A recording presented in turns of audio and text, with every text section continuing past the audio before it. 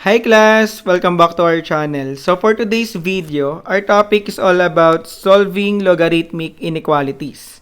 Okay, so yung mga techniques and strategies guys in solving logarithmic inequalities is almost the same lang guys ng solving logarithmic equation. Okay, yun nga lang, kailangan nyo lang i-consider guys yung domain ng ating argument dito sa ating logarithmic expression. Okay, let's say yung 2x plus 1. So, dapat hindi siya maging negative or yung mga less than zeros. Okay, so dapat yung argument natin laging positive. Okay, so dito naman yung x natin dito, dapat yan ay greater than 0. Okay, then for number 3, again, yung x natin dito, dapat greater than 0 din. And the same with number 4. Okay, so mamaya papakita ko kung paano ba kino-consider yung domain ng ating logarithmic expression. Okay, so let's have example number 1. Find all the values of x that will satisfy the inequality. For number 1, we have the logarithm of 2x plus 1 with base 2 less than 3. Okay, so ang first move natin dito, pwede nating i-rewrite yung ating logarithmic inequality to exponential form. Okay, so ito yung ating base, then yung 3 yung ating exponent. So same lang to guys ni 2x plus 1 less than yung base natin which is 2, then ang exponent natin 3. Tama? Then simplify natin tong inequality natin. We have 2x plus 1 then less than 2 cubed which is positive 8. Okay, then lipat natin si 1 by using the subtraction property. So that is 2x is less than 8 minus 1.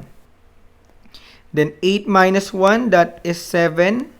So this time, pwede na nating i-divide both side of the inequality by 2 para ma-cancel out natin to si 2 and ma-isolate natin si x.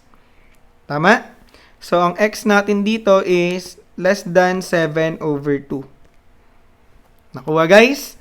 Yun nga lang, pag sinabi kasi nating x less than 7 over 2, pwede tayong umabot doon sa mga negative numbers. Tama? Pwede tayong umabot ng negative 5, negative 100. So dito, i-consider natin, ano ba yung dulo ng ating domain? So kung mapapansin nyo, ang ating argument ay 2x plus 1. So pag sinolve natin yung kanyang domain, 2x plus 1, dapat hindi siya maging less than 0. Okay, solve natin yung domain. So we have 2x less than negative 1. Then divide both side by 2.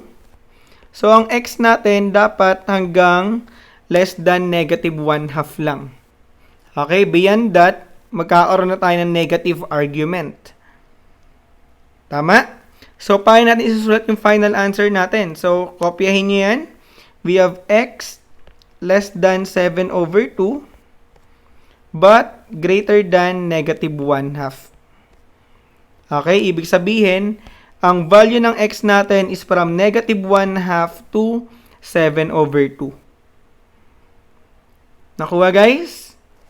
Kasi kung lalagpas tayo ng negative 1 half, magkakaroon tayo ng negative argument, which is yun yung restriction ng ating logarithmic expression. Okay, so tandaan yan, no? So let's proceed to example number 2. We have the logarithm of 9 with base 4 is greater than 2 times the logarithm of x with base 4. So dito naman guys, kung mapapansin nyo, parehas naka-base 4 yung ating logarithm. Diba? So pwede natin i-apply yung 1-to-1 property mamaya. So ngayon, tanggalin muna natin si 2 dito. So that is the logarithm of 9 with base 4 is greater than the logarithm of x square with base 4. Tama? Pwede nating ilagay si 2 as exponent ng ating argument. And that is under power law. Nakuha guys? So ngayon, meron na tayong same logarithm with base with same base. Pwede nating i-apply yung ating 1-to-1 property. So that is 9 is greater than x square. Okay, so i-equate lang natin yung ating arguments. So, ngayon, solving for x, pwede na tayong mag-extract ng square root. Okay? So, ang x natin ngayon, or ang square root ng 9 kasi, that is positive negative 3 is greater than x. Tama? Kung ibabaliktad natin yan, kung aayusin natin, we have x is less than positive negative 3. Okay? So, yun nga lang, kung mapapansin nyo, aabot tayo ng negative ulit. May negative na naman tayo. Then, kung papansinin nyo yung given, guys, yung x natin dito dapat greater than 0. Okay? Hindi dapat tayo aabot ng negative 1, negative 2, negative 3. Nakuha kasi yung argument natin dito magiging negative. So, saan lang tayo mag-i-stop? So, ibig sabihin, ang final answer natin dito, x is less than 3, but greater than 0. Tama? Ibig sabihin, ang values lang ng ating x ay from 0 to positive 3. Between 0 and positive 3. Okay, so ito na ngayon guys, yung ating final answer. Nakuha? So next, number 3. We have the logarithm of x with base 3 plus the logarithm of 6 with base 3 is greater than or equal to positive 2. So, may dalawa tayong logarithm. So, pwede nating i-rewrite yan as 1. So, since addition to, so under siya ng product law. Tama? So, apply natin. We have the logarithm of x times 6. Tama? With base 3 is greater than or equal to 2. Yan yung ating product law. Okay? Then, multiply natin to. X times 6, that is 6x, yung ating argument, is greater than or equal to 2. So, ngayon, naka-rewrite na yan as 1. So, pwede na nating i-transform into exponential form yung ating logarithm. Tama? So, we have 6x is greater than or equal to 3. Ito yung ating base. Yung 2, ito yung ating exponent.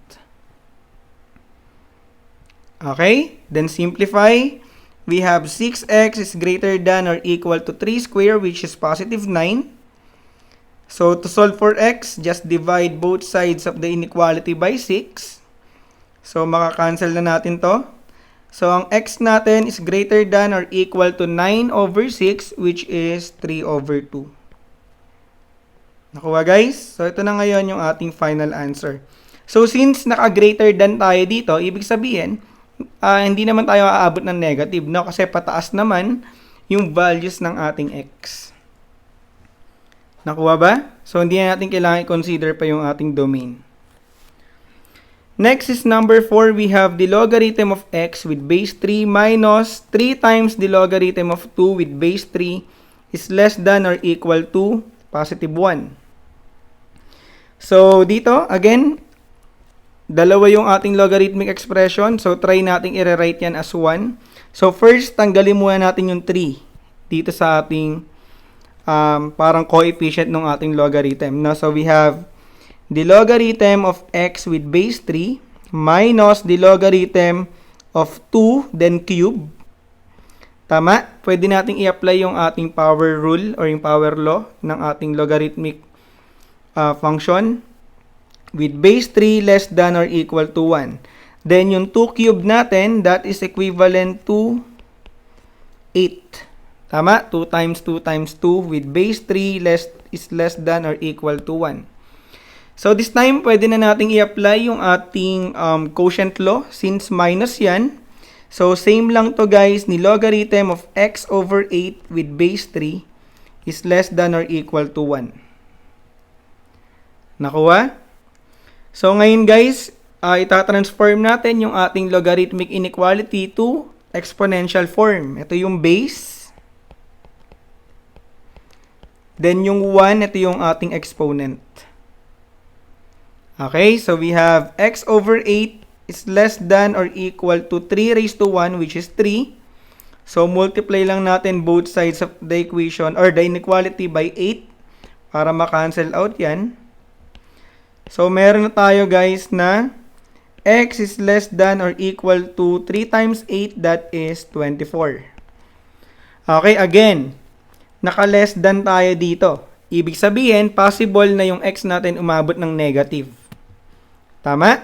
So, kung i-check natin yung domain natin dito, ang x natin is dapat greater than 0. Nakuha guys? Kasi meron tayong x dun sa ating argument. So, ibig sabihin, ang final answer natin will be x is less than or equal to 24 but greater than 0. Okay? So, ito na ngayon yung ating final answer.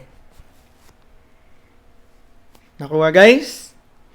So, this is the end of our video. I hope naintindihan nyo kung paano pa mag-solve ng isang logarithmic inequalities.